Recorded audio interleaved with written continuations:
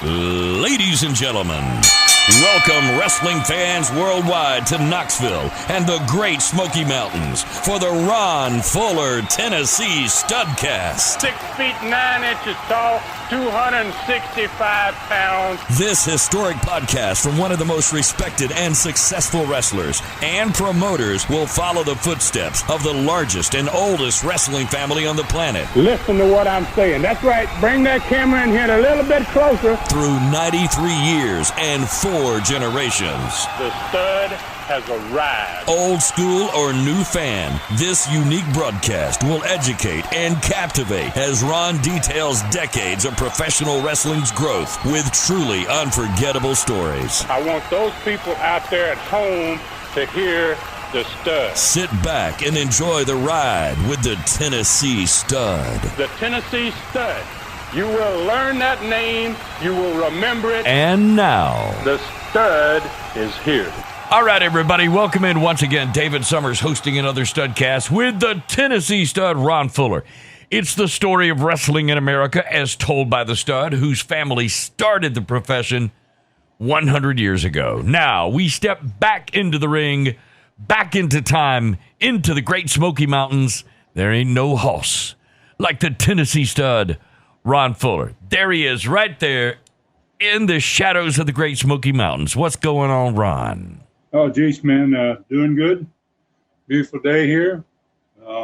Nice, and, had a nice weekend. So it's been good.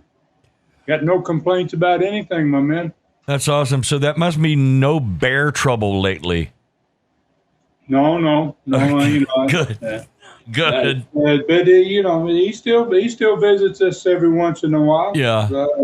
And thank goodness it's not the mama. Yeah. I don't see her, and that's probably a good thing that I don't see her. Yeah. I'm sure she's there somewhere. Yeah, maybe so. All right. So hopefully no bear encounters are in your future. But listen, all right, Ron, as we get this thing started, as I saw the title in Southeastern Gulf Coast, Ron gets cut, and in Southeastern Knoxville, a pole battle royal plus cage match. Of course, I was filled with questions. You know me. So it sounds like the Northern Territory was having all kinds of special matches in one night, while the Southern Territory, catching on fire at the box office, was even hotter for the heels. So you must have gone to the hospital somewhere in the Gulf Coast Territory. Are we going to hear about that now, or is that coming up on the show? I want to know more. Yeah, man. Yeah, that's going to be one of the subjects of this one. And, it's in the same week, 44 years ago, I was in the worst riot in my wrestling career, Panama City, Florida. I was cut with a knife or a razor blade, I'm not sure which, while standing in the ring, man. Wow. And then hit over the head from behind by a fan with a steel chair once I got out of the ring. God. So I wasn't safe in the ring or out of the ring. We've been talking, every week about it now, about the riots, and be having in almost every city along the Gulf Coast. And we're going to get into great detail, man, in this stud case about the worst riot we ever had in Southeastern Gulf Coast. Wow. Okay. So we're going to also talk about the actual match, man, and one of the hottest finishes that I ever came up with, Dave.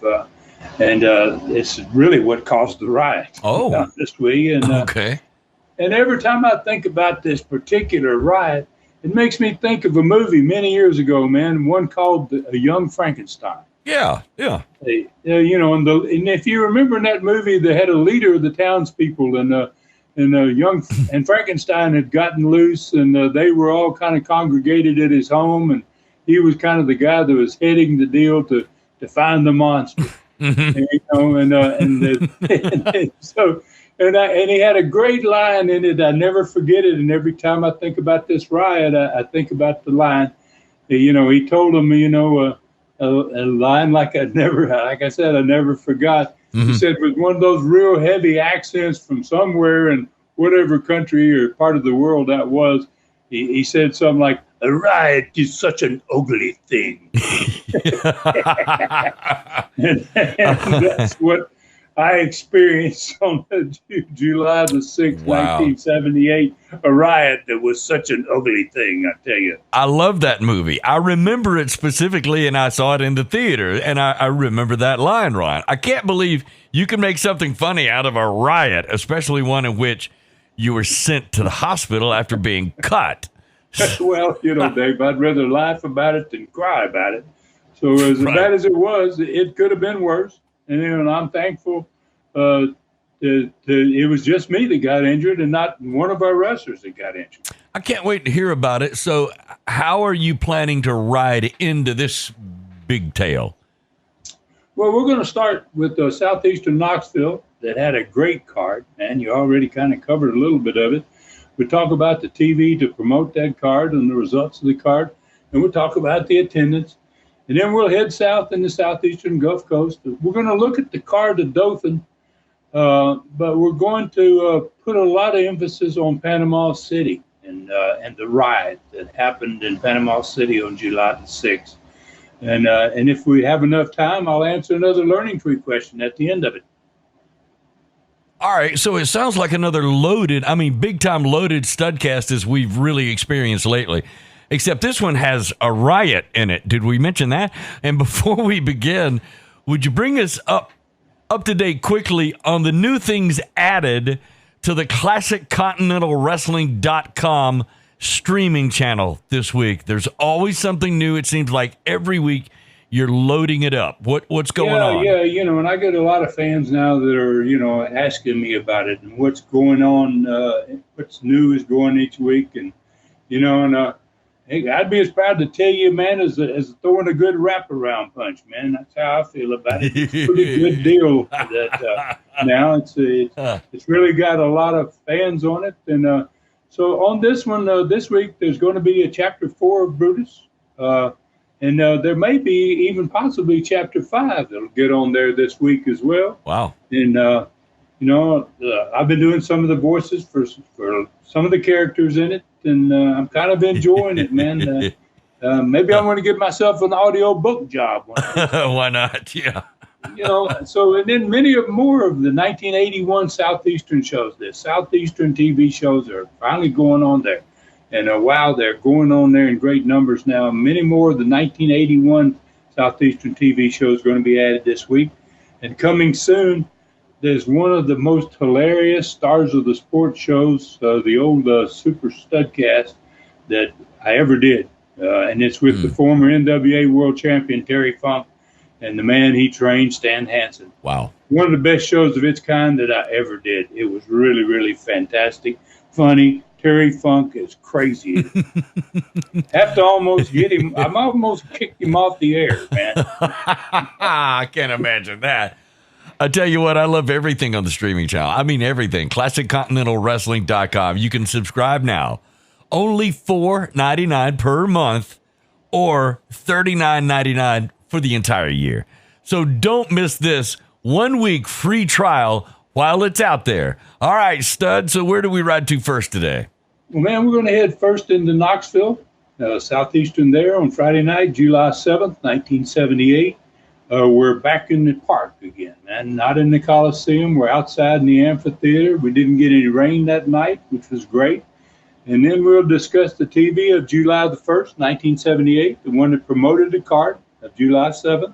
We'll talk about the results of that card, and we'll get the attendance. And then we'll jump in a little bit of a softball game, man. Another one of those charity games that we were doing it about every other weekend.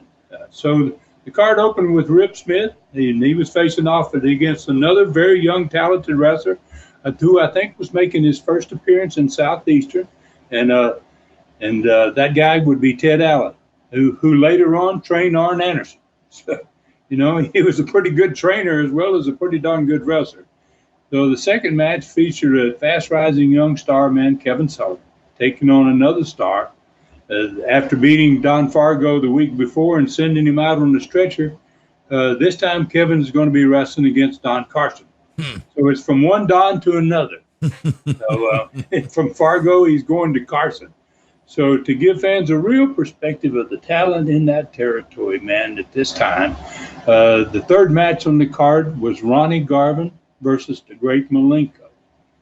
Third match. So, and then the Southeastern belt was on the line. The champion, the Mongolian Stomper, managed by Don Carson, was defending his belt against the United States karate champion, Ron Slinker. And then there was a special event on this card. After the success of the Battle Royal the last week, this card had another Battle Royal. But this time, there's 15 wrestlers competing in it. It's for $10,000 rather than $5,000. And there's going to be, the check is going to be on the top of a 20-foot high steel pole. So it's a pole battle royal. And then the steel cage was going to get set up. Robert Fuller, Jimmy Golden, and Bob Roop were going to face off against Dennis Condrey, Phil Hickerson, and Ron Wright. I tell you, that's another great card right there, Stud. A pole battle royal and a cage match in the same night. You and Bob Armstrong really had Southeastern Gulf Coast growing so rapidly. This strong card in Southeastern Knoxville makes it seem like Robert, your brother, Robert Fuller, the Southeastern Knoxville booker, was pulling out all the stops. So, for real. So, was he trying to show you up? Was there a little thing going on there? So, what happened on the July 1st TV 6 days before this card? Well, you know, me and my brother never competed against each other. Of course not, no. So, he couldn't be that. Couldn't have been that. He was trying to get, he could see us coming on strong, and he was getting a little scared, man. That, wait a minute. They can't take a new territory over and start to beat me in 6 months' time. So yeah, I think he was pushing this card. It was a really big one, though. So let's ask Bob Roop. Rob told me, and they opened up this card with him and Jimmy and Bob Roop, and they were all sitting at the set with Les, and behind them on the set was the giant steel photo, which was there like every show. This one was Bob Roop, who wasn't supposed to be in the match at all that this video was shot from. And there he was on top of Ron Wright, beating the hell out of him. And Ron Wright's the manager of the tag champions that were in the ring. So those champions were paired off, obviously, against Robert and Jimmy. So Les got right to the point, man, after people see the photo back there. And, most people are wondering, well, what is this all about? So Les asked Bob Roop to explain what was going on in the photo and why he was even there in this particular match. So Roop asked Les to back up the video to where Ron Wright got his team intentionally disqualified to save their belts, and it would probably show the reason he was there. So, then the three wrestlers that were involved in the upcoming cage match started explaining much more than just the match from the night before. They started to talk about quite a few things other than just why Bob Roop got involved. So fans were seeing what had happened the night before, but hearing how 3 of the last 5 weeks that this 6-man tag matches had been going on between these same 6 guys, 3 out of the last 5 weeks, and it was time to finish it for good. And cage match was a pretty good way of doing that. So the studio crowd, they agreed completely, and they let everyone at home know by applause, by a big round of applause once they found out this thing's going in the cage next Friday night. And then it became, the cage had kind of become the preferred way of ending any conflict in Southeastern. Those fans, those guys then left the set, and Ron Wright, Dennis Condrey, Phil Hickerson, they went to the ring for the first TV match. And boy, their actions in the ring, Rob says, really let the fans know that they were ready for a cage match. He said they brutally beat up a team of young wrestlers, man, and then came to the set for the first interview. And both teams really had nothing but praise for Don Curtis for finally putting the 6 of them in a cage and letting them get as nasty as their feelings were for each other. And probably it was the best way to end this between them once and for all. So the stage for the cage was set. Both sides finished with comments about the pole battle royal the next Friday night, having twice as much money going to the winner as did the battle royal from the week before. Everybody was ready in that 6-man that was going to be involved in both the Royal and the Battle Royal. Wow. All right. I like the comment you said a second ago, the stage for the cage being set. So what was next? Well, Kevin Sullivan had been very impressive, man, since his arrival in Southeastern. Rob was really impressed with him. Kevin was really young at this point in his career, and he was going to get a push in the future, man. And it kind of started on this TV. He joined Les at the set, and he watched an incident from the night before between him and Don Fargo. And it showed him getting the win in the middle of the ring against one of the greats of the sport. Don Fargo was a tremendous wrestler. And then Fargo attacked him. Once he got out of the ring, he had won. Fargo jumped on him on the floor, the Coliseum, on his way back to the dressing room. And then the video just went on, and it showed not just the end of the match, but it showed what happened then. And Sullivan fought the big guy back big time, and he ended up pile driving Fargo on the concrete. They stretchered him out.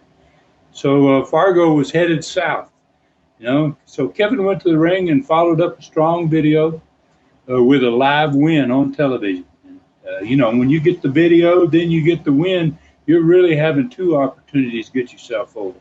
Don Carson then joined Les at the set to remark about his upcoming match with Kevin the following Friday night, and that the fans shouldn't expect to see this young punk getting a win over him like they saw on the video there with Don Fargo earlier.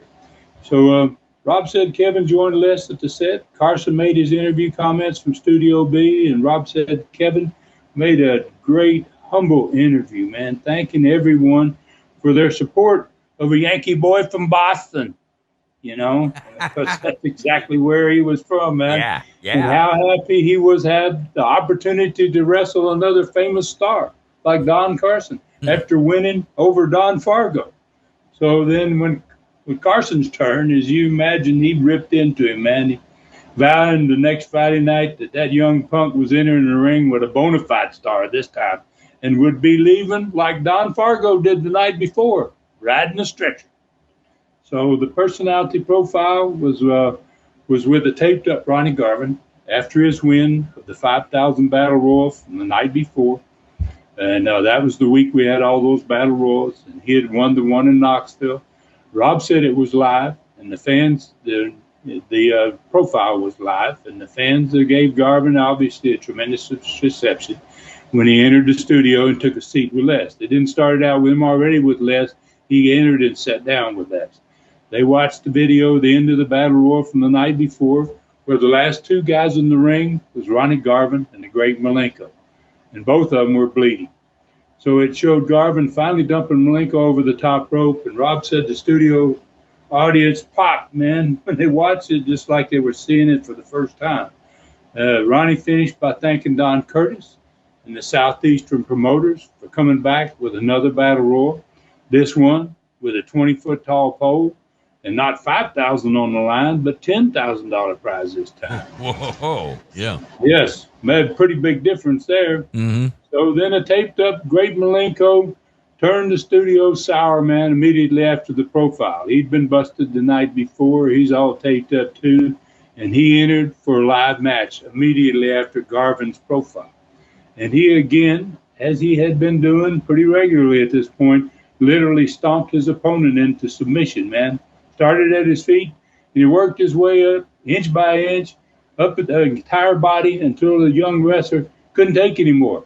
I think in the wrestlers now, the young guys that had seen him wrestle, if they got in the ring with him, they knew what was coming. And so this one started saying, I give, before he ever got to his head. So, you know, he didn't give him a chance to stomp him in the face. So he started screaming, he gave up, and the referee rang the bell, stopped the match, and tried to, you know, keep the young man from having any more pain. But the Malenko wasn't finished, and he just shoved the referee down, and he went back to finish the job. And he started with his face this time. And then Ronnie Garvin saved the young kid, man, and he charged in the ring, and Malenko retreated. So then Garvin went to the set with Les. Malenko showed up in Studio B for the next interview, and Malenko had his chain with him, man, and he carried it everywhere at this point. And he told Garvin that he should never, ever interfere in a match of his again. That Garvin and the weak owners of Southeastern didn't have the guts to sign a Russian chain match, but he was going to give Garvin a huge beating anyway, without the chain. That the $10,000 for the next battle royal was going in his pocket next Friday, that Garvin wouldn't even make it to the battle royal because he had to face Malenko before he even got to the battle royal. So Garvin again thanked Don Curtis and Southeastern for giving him a chance to win $15,000 extra in 1 week. Mm-hmm. He had won $5,000 the night before, and he figured he'd get this next 10, and that's a pretty good week for him. And then the last segment of the show, it opened with Carson and the Stomper at the set with Les, and they watched how Ron Slinker, who was a special referee the night before in the tag match with Ronnie Garvin and Joe LeDuc, had karate chopped Don Carson and then counted him out after Garvin covered him. And obviously it cost Carson and the Stomper to lose a pretty important match. So Carson said that the only reason the Karate Boy was even going to get a shot at the Southeastern title was because of what he had done the night before. Yeah. And the next Friday night was going to be the end of Ron Slinker's career. So Ron Slinker got a big hand from the studio crowd. He got a quick victory in the last TV match.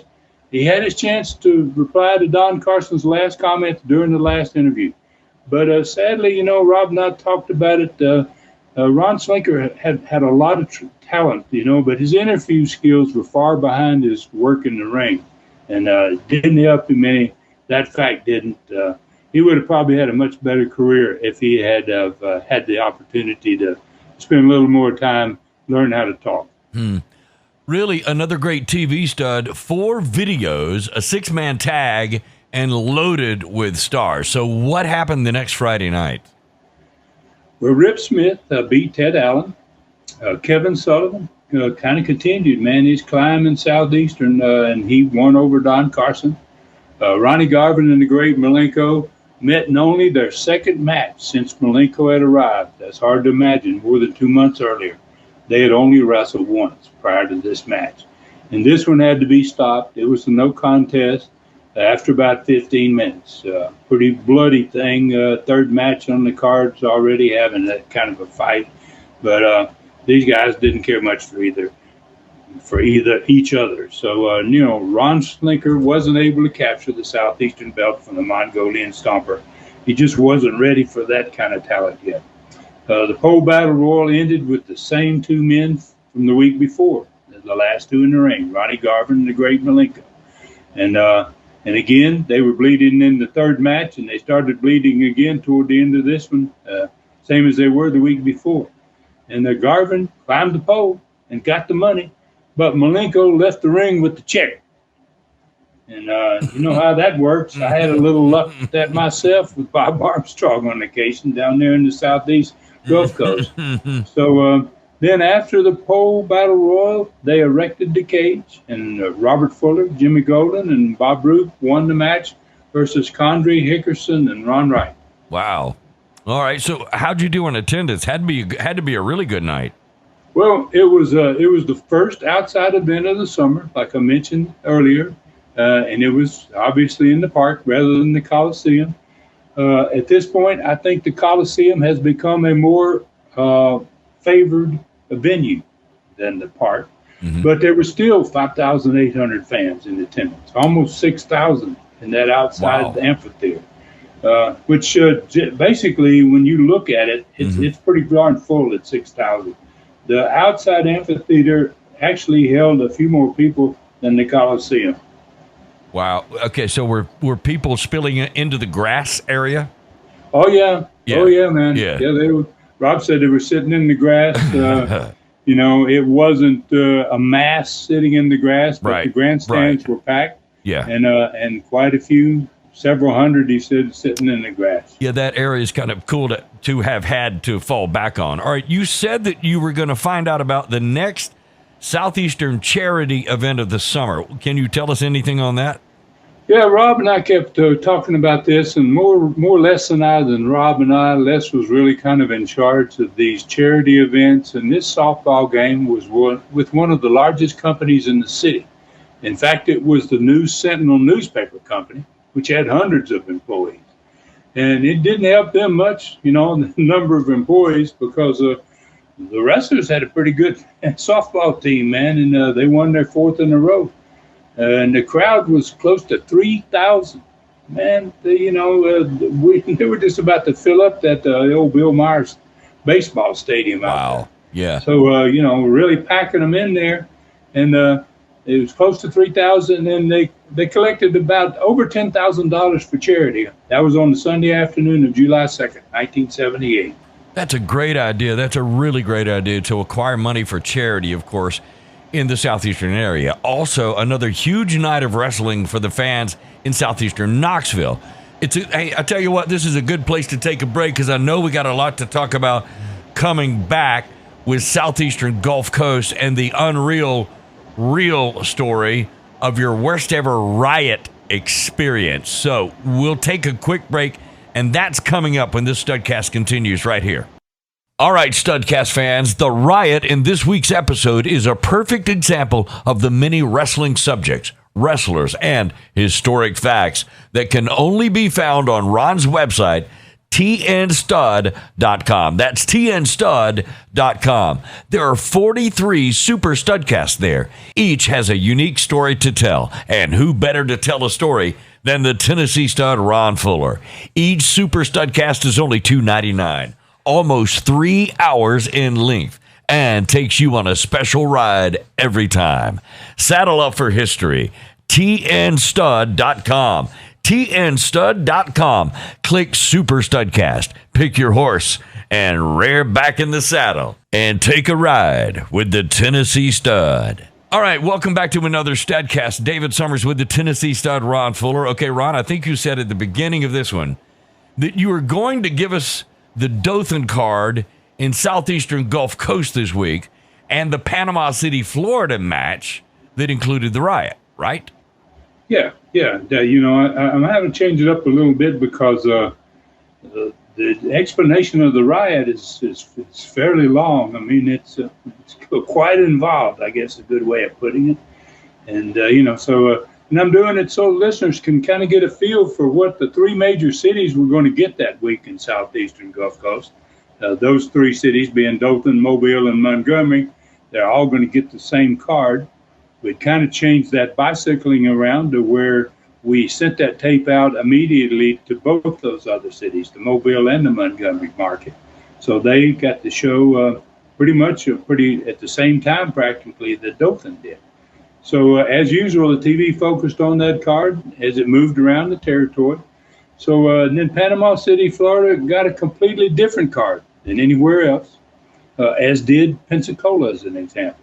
And if we had done that same match and the same finish that we did in Panama City this night that we're going to be talking about in the other three major cities, I'm absolutely positive we'd have had a riot in all three of them.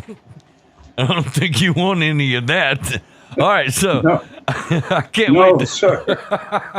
I can't wait to hear today's story. So, what was that card for the three biggest cities? Well, the card started out. It's going to start out the first night in Friday night, July 7th, 1978. 3 days later, that card will be taking place. Same card in Montgomery. And the next night on Tuesday, July 11th, it's going to happen in Mobile. So the card was Wildman Don Fargo, who has just left southeastern Knoxville, has gone to southeastern Gulf Coast. And we've changed his name to Wildman because he was such a talent, he could do anything, man. So it didn't make any difference how you used him. And so Wildman Don Fargo is going to be in the first match against Rocket Monroe. And all against all, four-man elimination match with David Schultz, Charlie Cook, Mike Stallings, and Eddie Mansfield was going to take place second on the card, and $1,000 was going to go to the winner of that elimination match. Tony Charles had been wrestling every night just about since he had arrived in the southeastern Gulf Coast with Eddie Sullivan. And Sullivan just could not accept how easily Charles was beating him every week. So Eddie kept challenging him to these different style of matches each week, as if he's trying to find out if Tony Charles had a weakness somewhere. He couldn't find any way to beat Charles, and so So this week's challenge from Eddie Sullivan to Tony Charles was for a Texas death match. I guess Sullivan figured that Tony couldn't duke it out with him very well, and we'll find out a little bit about that. Then there was a Gulf Coast Tag Championship match between Ricky and Robert Gibson, the current champions, and Billy Spears and the Assassins. And there was a most unusual main event for this one, man. Bob Armstrong and I were going to be having a 10-round boxing match, and the winner going to win the wrestling belt. Wow. All right, so you had him on reach, right? Oh, yeah, man. I was jabbing that sucker. Wow. I thought his head was going to pop off back. So you could hit him from pretty much anywhere in the ring, right? Oh, yeah. I figured I had a real advantage on this one, so I was more than glad to book this one, man. Holy cow. Did you do the thing, maybe you're going to tell that, did you do the thing where you just held his head and he was just swinging away and couldn't hit you? The schoolboy thing? All right, I'm sorry. I don't know. Bob would go for some things, but I don't think he would have gone for that one. He's more of a man. I think he's more of a man that I just described. All right, so really that's fun, but I love that card. A 10-round boxing match, 4-man elimination match, a Texas death match, and a tag championship match. What? So the TV show that promoted it. That's how you set this whole thing up. Let's talk about that. Well, this TV had a tag team championship match on it, which was pretty unusual. Obviously, that's going to be the two tag champions of Ricky and Robert Gibson against. It's going to be against the Assassins and Billy Spears. So they've got a heck of a main event on this TV. Plus, they're going to see Tony Charles. They're going to see Bob Armstrong, and they're going to see David Schultz live in action on this show. And it opened up with me at the set with Charlie Platt and Gordon Soley. And we were watching the Battle Royal from Mobile 4 days earlier. And if people remember last week, we talked about this Battle Royal in particular, and that we were shooting a video there, especially because of where it was and all of the things that made it, going to make it special. So this video, Battle Royal from Mobile 4 days earlier, it started with me bragging about how easily I won the Royal and the money from Mr. Goody Two Shoes, Bob Armstrong. And that he was the last man in the ring with me. And it was definitely not what fans were seeing on their screen, though, as I'm talking about what's going on basically as the video's running, but I'm not describing what actually is going on. In fact, it was so bad that Charlie and Gordon both kept asking me, what Battle Royal are you watching, Ron? Because I was not where they were on the same page. Because the video, man, it clearly showed me, they showed me in one spot where I had the referee's attention. I had his back turned to what was going on, and Bob Armstrong had already thrown out David Schultz and Eddie Mansfield, and they had drug him out of the ring and were beating the heck out of him on the floor. And then they tossed him back in after they had, I guess, pounded him for probably a minute. Seemed like 5 minutes to Armstrong. And then the fans in the studio watching on their monitors, they started booing me, man. They see what's going on, and I'm saying, well, I had an easy win. And I did. That's about as easy as you can get, man. They softened him up pretty good for me. So, and then on the video, Mansfield and Schultz, they rolled Armstrong back into the ring. And I went over and I grabbed him up and I tossed him over the top rope. My hand was raised and I was handed a check for $5,000. Boom. So, for the first time now, since the video had started up, I brought to everyone's attention kind of what was really happening. And the riot was starting. It was really happening. Oh. I don't know if fans remember last week when I described my match with Bob and that they got mad, and now when I beat him in the Royal, they had a riot. And so they're getting the riot now on the video. They're seeing that, but I didn't call it that. I said, see how happy all those Alabama redneck fans are out there to see me win? You go, look at them. They're charging the ring to congratulate me. As far from charging to congratulate me, they're coming to get me, right? So, the police, and then it showed the police pulling the fans off the apron of the ring as they were trying to get in the ring. And I continued on saying, look how those rednecks wanted to get in the ring. They wanted to put me on their shoulders. They wanted to carry me and David Schultz, Eddie Mansfield back to the dressing room. They were so happy to see me win. About that time, as the three of us were leaving the ring, the video showed the crowd close in on us and the police. Yeah. We're on the way to the dressing room. It was wild.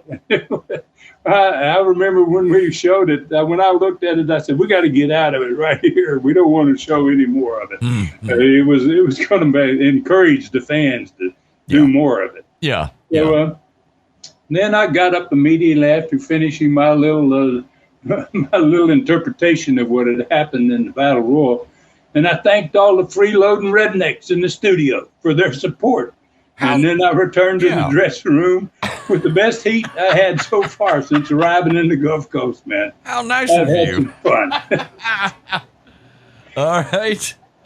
So then, the personality profile. Bob drove. Here, let me.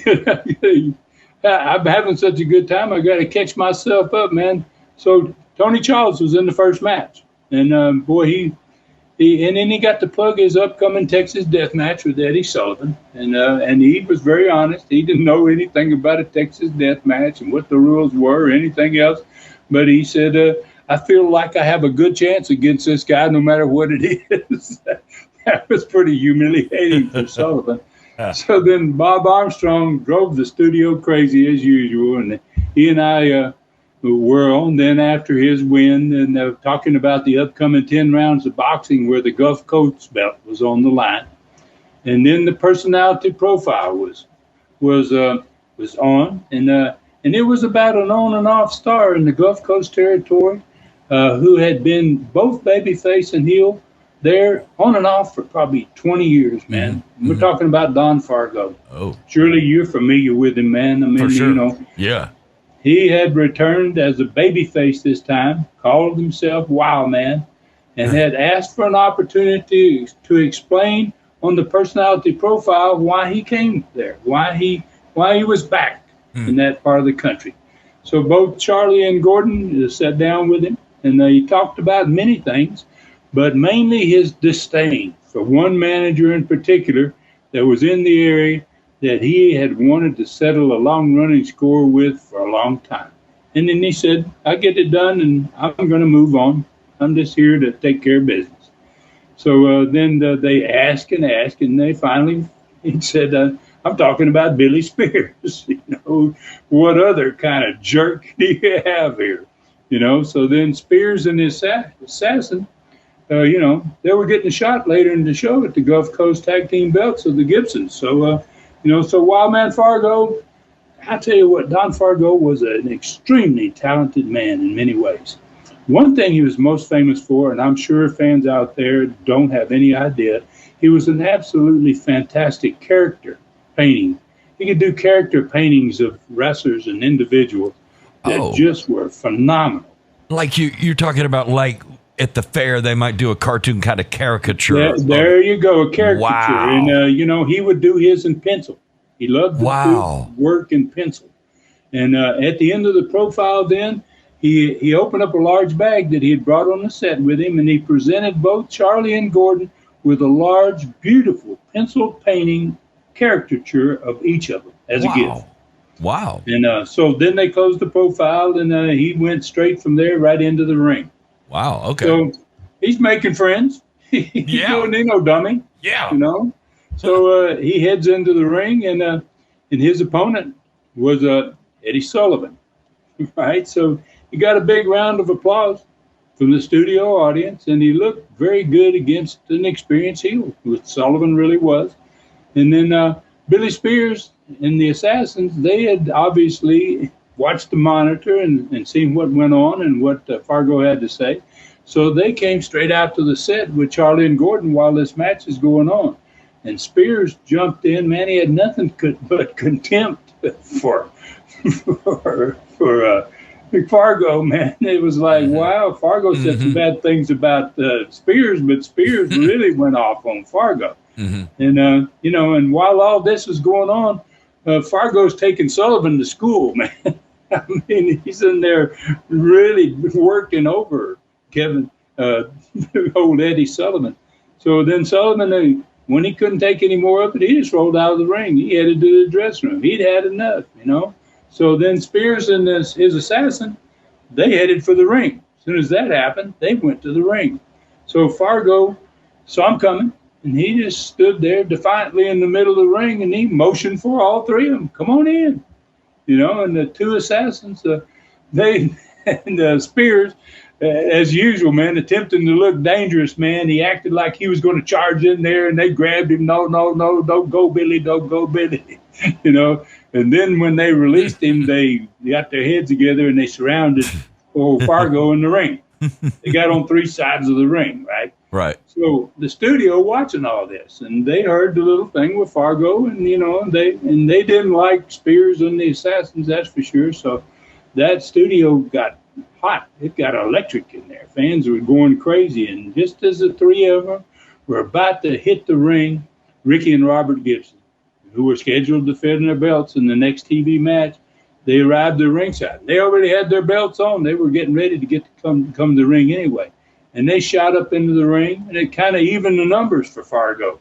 So the studio, boy, they leapt to their feet then, man. No one had expected they were going to get to see this. So the TV, the referee for the program, he came back in the ring. He had gotten out when Sullivan left, and he hit the ring, and he tried to calm things down.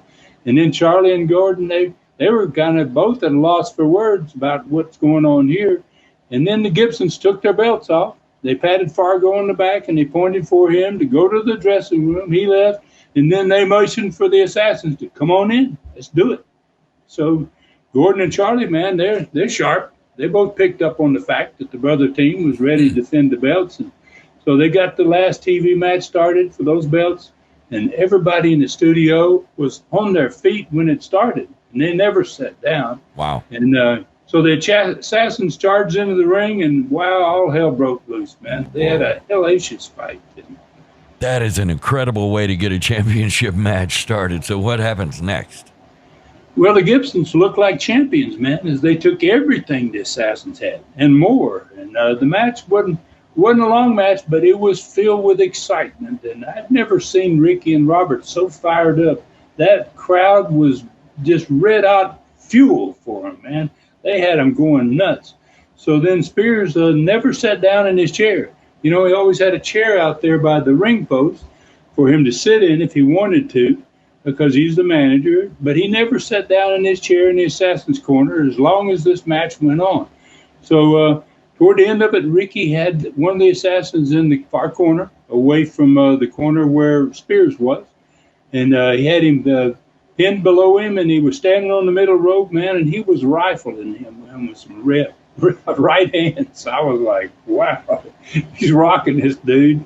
And then the ref was there trying to pull him off. And so in the other corner, the assassin over there with Robert had stopped Robert, and he put him in a full Nelson, and he shoved his head out through the ropes where Billy Spears was. And Billy grabbed up that steel chair, man. He hadn't sat in it, but he used it as a weapon pretty darn good. He hit Robert Gibson with the hardest chair shot I had ever seen. Wow. It was like, wow. I thought it killed him. Robert went straight back onto the mat, out cold. The assassin covered him. The ref saw the pin, and Ricky still beating the heck out of the other assassin. And he turned around and, he counted him out, counted Robert out. And Wild Man Fargo, man, came running into the studio.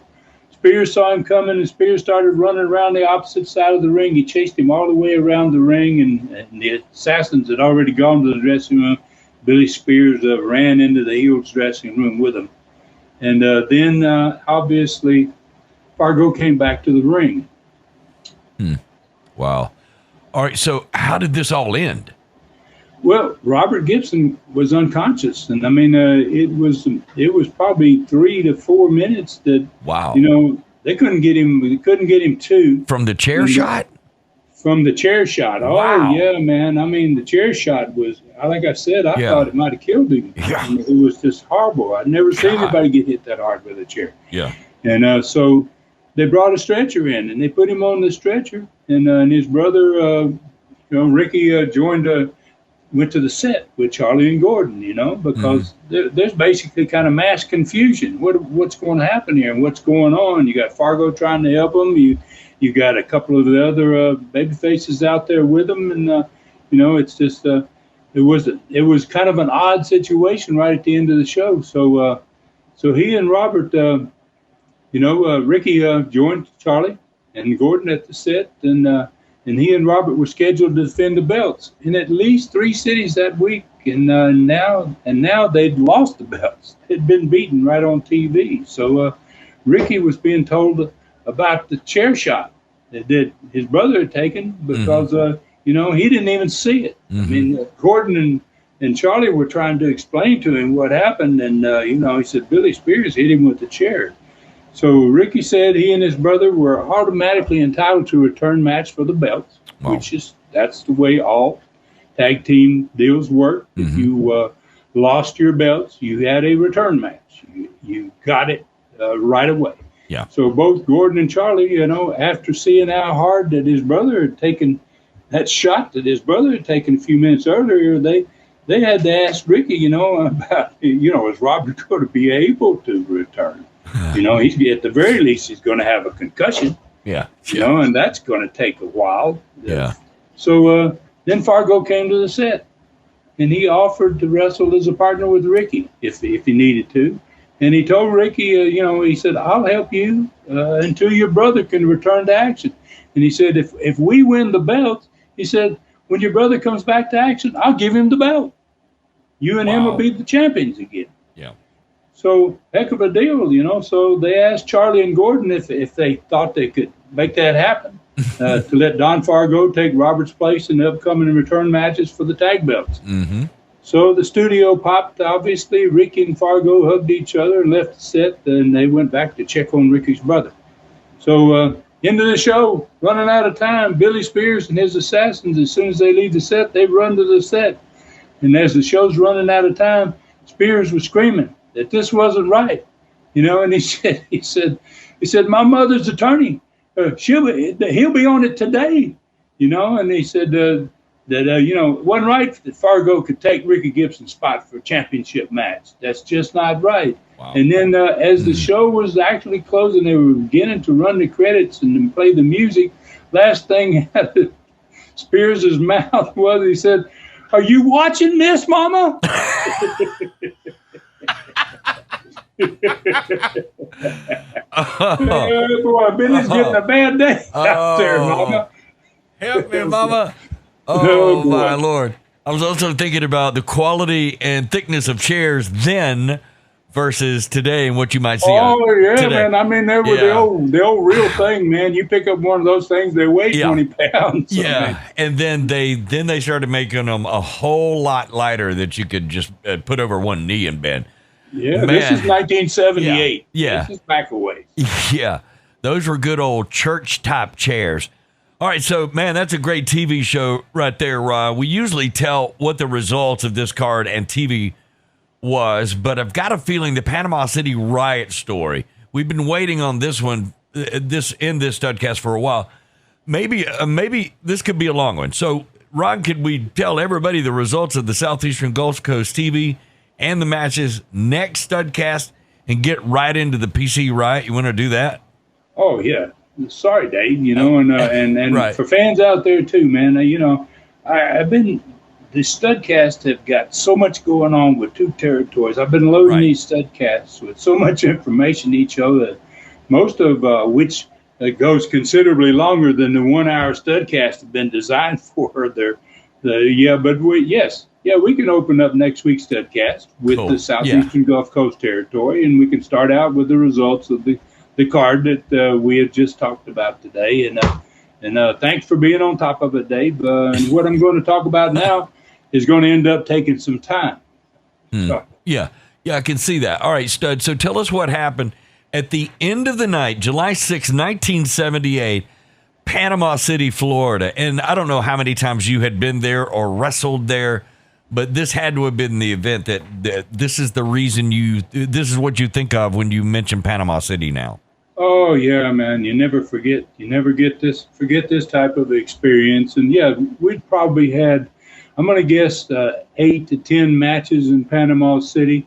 The crowd had gone from very small to right around 2,000. I think that's probably what was probably in that building tonight. It was an old skating rink that had been renovated into a wrestling arena.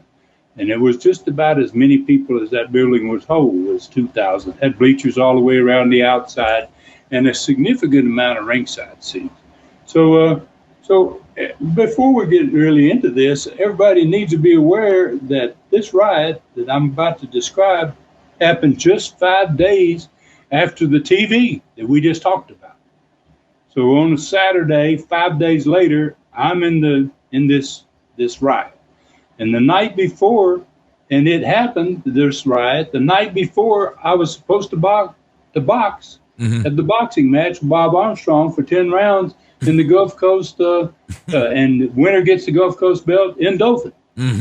So it's right in the middle of a lot of things that were going on. So Bob and I had decided we put this tag championship match on last. It's for the championship. It was Ricky and Robert Gibson who were the champions. Instead of defending against the Assassins, as they were in most places, they were defending against me and David Schultz. And as I said earlier, this was one of the hottest finishes I ever dreamed up, man, and I was going to pay the price for it. I was pretty sad that I went this far. So Schultz and I went to the ring first. And then when the Gibsons got to the ring with their belts on, we attacked them as they were entering the ring. We threw Ricky over the top rope, and we busted open his brother, Robert. And he was bleeding badly, man. He was really bloody real quick. And so when Ricky got back in the ring, we just backed off, and he tried his best to stop the bleeding. He had a couple of people pass him handkerchiefs and stuff like that from the crowd, and they weren't going to stop this blood. And wow, he was really bleeding. So Ricky had to take his brother back to the dressing room, which was at the front of the building. Okay, so Schultz and I, we're standing in the ring waiting on somebody to come back, and so we both took turns on the microphone. And we started telling the referee over the microphone that you need to raise our hands in victory and go back there and get the belts, that this one's over. We've won. So the crowd was obviously already really mad by this point. And it was just beginning. They were just beginning to get mad. So then Ricky finally came back to the ring, and he brought Mike Stallings with him, who had offered to take Robert's place in the match. And the referee had him announce that Mike Stallings is here and he wants to take Robert Gibson's place, and they would still defend the belts. So, so I took the microphone and I announced that we had signed a contract for a championship match against the Gibson brothers, not just one of them, and a substitute opponent that wasn't on the contract. That the contract said that we were going to wrestle the Gibson brothers for the championship. And then Schultz got on. He demanded that if Ricky Gibson wasn't going to wrestle us by himself and Mike Stallings wasn't going to leave the ring, then the Gibsons had to forfeit the match. There was no other option. The referee had to raise our hands in victory, had to go back to the dressing room and get our belts, and then we were automatically the new Gulf Coast Tag Champions. Well, you can imagine the building exploded in boost to that one, man. They're like, whoa, what are y'all doing, right? So Stallings didn't want to leave. He didn't want to leave Ricky by himself. So we got the microphone and said the only way that we would now wrestle for the belts, because they had negated the original contract and there was no Robert Gibson to wrestle in his part, is if Ricky Gibson would defend the tag belts by himself. Oh, whoa, Ron. That's not asking too much. All right, listen, you'd already heard his brother before the match started, and now you're demanding Ricky wrestle both of you by himself or just hand the belts over to both of you. So what's wrong with that? You got it, Dave, and so did the crowd. Wow, they weren't. It was like, Oh man, I thought the riot was on and we hadn't done anything. Right. Nothing had happened. So it was like totally electric in that building, man. And I mean, most of the fans were at this point already on their feet, and the match hadn't even started. It had never ever got started. So Ricky and the referee are over there discussing it, and me and Schultz are kind of got our back turned and laughing to each other in the way, about wow, this is easy. And all of a sudden, Ricky charged us, man, and the bell was rung. And so some of the fans in the building started screaming, "No, Ricky, no!" And the others were screaming, "Go, Ricky, go!" Yeah. Wow. Some of them were saying, "No, don't do it." The others were saying, "Go get him, Ricky." So Ricky Gibson, man, was a great worker. One of the best. He knew how to get great heat. And even more so, he knew how and when to make a big comeback, man. And he tore into us, man. He bumped us all over that ring. And that building was on its feet and 100% behind him for at least about the first 10 minutes of the match. We couldn't do anything with him. And then we finally got him stopped. And boy, as soon as we got him stopped, all that heat that we had built just came back instantly, man. So one of us drew the referee away and let the illegal man work him over. And then we double teamed him.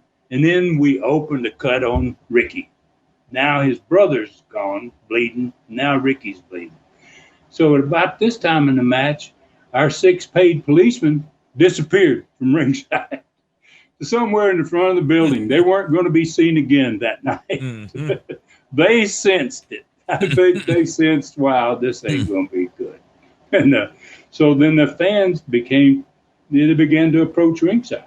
And there were only a few, around the ring. Back in those days, there used to be nothing there back in those days. But we had so many problems already with riots in southeastern Gulf Coast that we had these about 4 feet tall steel stanchions that you run the little rope through. Mm-hmm. Yeah. You know what I'm talking about? Yeah. They had probably about 8 of them around the ring stationed so that the rope kind of ran there. So you had these stanchions with this little rope running through it to keep all these people back from the ring. Yeah. Right? Yeah. Now the cops are already somewhere in the front of the building. They're not going to do anything.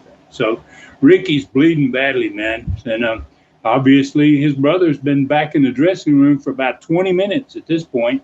And so me and Schultz, we're just stomping Ricky's brains out. I mean, taking turns, man. It's like, the fans are just getting closer to the ring and closer to the ring, man. And then something happened I had never seen before in all my years in the sport. Never seen it again either.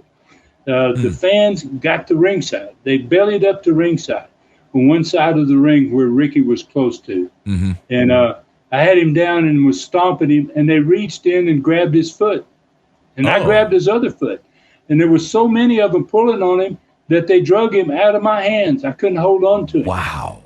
They drug him out away from the ring into the crowd, and they were trying to keep him to make him stay there. And he's bleeding like crazy. And he just started fighting the man. He fought him until he could get back close enough to the ring, man, that I could grab him. So they're trying to pull him out. He's trying to get back into the ring. Yeah, because that ain't the end of the match. Right. God, what happened? Yeah. So what now? Okay, so they pulled him out of the ring. Now he's fighting, and he gets back to the ring. So I stepped through the ropes, and when he got close enough to me, I reached out and I grabbed a handful of his hair. And I pulled him back into the ring. And again, the fans grabbed his feet and drug him back out into the crowd again. Right? Wow. And then he fought again. And then when he got close enough to the ring this time, I reached out and I grabbed a handful of his hair. And all of a sudden, man, I felt this burning sensation, man, on my right forearm. And I never let him go. I continued to drag him back in the ring. I wasn't even paying any attention to it because it was getting very dangerous, right? And, And when I drug him back in the ring, I noticed the blood shooting out of my right arm. Oh my God! So I'd been cut, and I'd never left the ring. I was going to say you were still in the ring.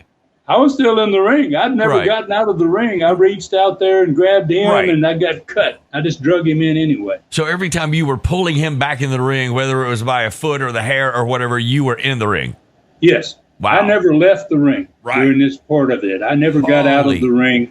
They drug him out. I pulled him back in. They drug him out again. The second time I went to pull him in, they got me. Somebody got me with a knife or a razor blade, whatever. Cow. Yeah. And so I drug him back in. I just tagged Schultz, and we continued to beat on him. I mean, and it seemed like by this point, everybody in the building had left their seats, and they'd all pushed their way to belly up to the ring. I mean, so it was about that time that, thank God, Robert Gibson, whose head was heavily bandaged at this point, fought his way through the crowd. He came out of the dressing room in front of the building, fought his way through the crowd to get to the ring to save his brother. Wow. And, boy, when he did, they tore into us, man. It seemed like for 5 minutes they made a tremendous comeback on both of us, man. Wow. But it wasn't enough to make the fans forgive us. It did not take the heat off of us. So there was no stopping what was about to happen at this point. Wow. So Schultz was the first one to hit the floor. And we hit a floor on the side of the ring where our dressing room was, but it was in the back corner of the building. And there wasn't any aisle open. There was no aisle. There was no cop to be seen anywhere. And it seemed like 2,000 fans in the building had all come to the ring. They were all right on top of us. Yeah. So I jumped down behind Schultz to watch his back. You know, after already being cut myself, I was figuring, no, I ain't going to let anybody get him from behind. So the fans close by, they kind of backed away about 5 feet. David, bullied him a little bit, made him think that he was going to do something. Yeah. And then he picked up one of those steel stanchions that was holding the rope around the ring, and he raised it over his head, man, like a weapon. Wow, yeah. And wow, that turned the crowd into a mob. Oh, it was no longer a crowd. Now it's a mob. So, it was like a challenge. Now we're going to get you, So, and I had nobody watching my back. So someone behind me hit me over the head with a steel chair, creating another hole in my body. I had blood running down in my ears. I had blood running down my arm, dripping off my hand. And so what do you do, man? Schultz and I, we began to fight, man, our way toward the dressing room. The only thing that saved us from no telling what, man, was the other heels in the dressing room. Good gracious. All right, that is just absolutely crazy. So you've already said many times that after you realized this was such a dangerous territory when it came to riots, you told all the heels to stay until the match was over every night, just in case something like this was going to happen, so everybody could make it back to the dressing room safely. That's it. Wow. That's exactly what I told you. Thank God I did. Yeah. Because on this night, I was very glad to see the heel cavalry charging from the dressing room, man. And bodies started flying. Wow, it was unbelievable. They were creating a path. Wow. And I mean, bodies were just going face first, back first.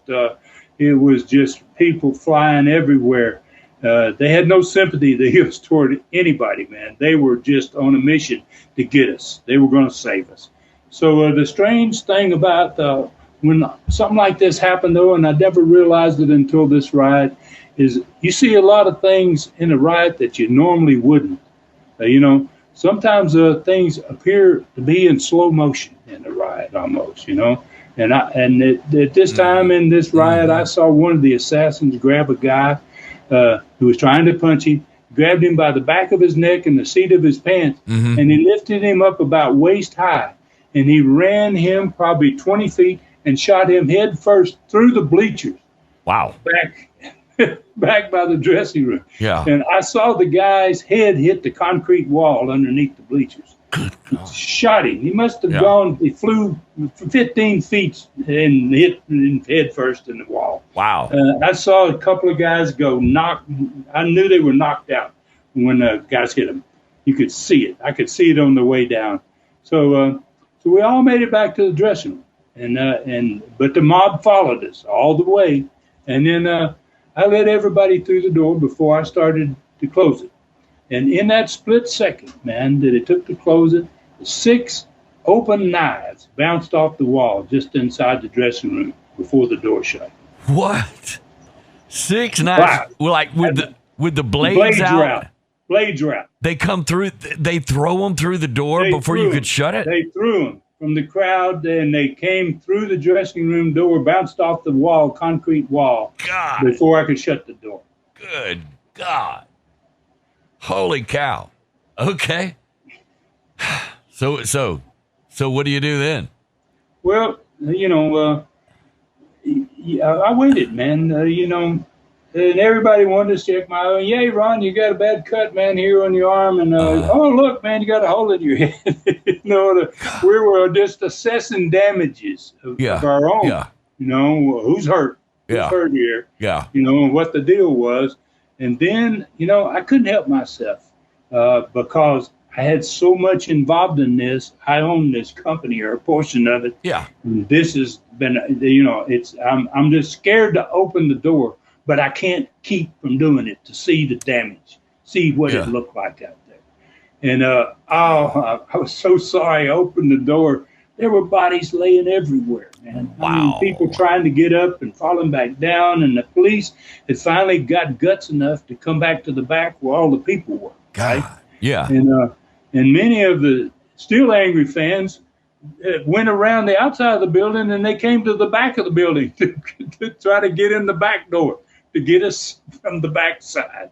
Yeah. Right. So the riot was still kind of going on, but all I could think about, man, was how much money I had lost that night. Wow. Or what it was going to cost. Yeah. I mean. Yeah. But when people from the crowd get involved, aren't they kind of taking that on themselves? And don't you guys have a right to defend yourselves? Well, yeah, but that's mostly inside the ring. If a guy comes and jumps in the ring, he's yours. You don't have to worry. You can do whatever you want to. God. But when you're outside the ring and they're outside the ring, then it's a totally different situation. But even though they sort of followed you to your dressing room, your safe spot. Yeah. They kept pushing it. They kept pushing it, and we're just trying to save our lives. Yeah. And not hurt the fans worse than you had to save your own life. So there you all right. You're the boss of the company. You're bleeding from your arm and your head. So what about at some point you had to see about yourself. So what about your arm and the hit with the chair over the head? Well, the police finally chased the fans out of the back of the building, and once they got the back of the building cleared out, I took no shower or anything else. I found my way to my car, and then I found the nearest hospital. They put 10 stitches on the inside of my arm and 12 on the outside from the knife or the razor, whatever it was, and 11 more stitches in the top of my head. God. Wow. How long before you were actually able to get back in the ring? Because you don't want your stitches busting open, that kind of deal. Well, I tell you, Dave, this is the honest truth. I didn't miss a single night. What? Yeah, man. To me, mere stitches really kind of meant nothing, because when they put a stitch in you, you've already sewn back together, basically. And if you don't break that wound open again, you're good to go, right? So I was in the ring the next night, in fact, in Dothan, Alabama, in a 10-round boxing match with Bob Armstrong, And I only had a small patch of gauze over my right forearm where the knife had got me. Yeah. And I had nothing on the stitches in the top of my head. People didn't even know I had stitches up there. Yeah. So then the gauze only lasted about 3 rounds at the boxing. And then the stitches began to bleed a little bit before the boxing was done. Mm-hmm. So I wrestled 5 more times that week. God. Before I took the stitches out myself.